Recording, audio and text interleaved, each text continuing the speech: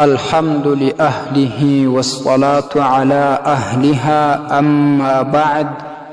معززو یورور پوښتنه کړې ده چې په داسې ځای کې د خپلې میرمنې سره کوروالی یا جماع کول څه حکم لري چې هلته داسې ماشوم موجود وي چې په خبرو پوهیږي؟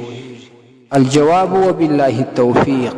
محترمه، په خزانة الروایات کې راځي او همداشان په شریعت الاسلام کې چې په داسې ځای کې د خپلې میرمنې سره کوروالی یا جماع کول چې هلته ماشوم موجود وي او هغه ویښ وي او په خبرو پوهیږي نو دا کوروالی مکروه ده.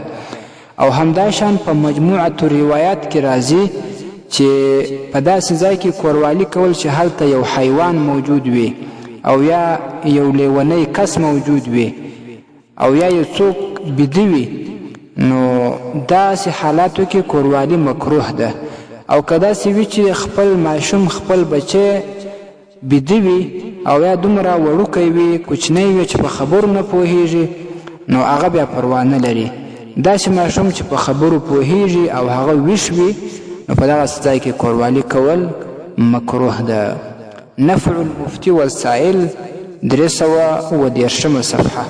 السلام علیکم ورحمة الله وبرکاته.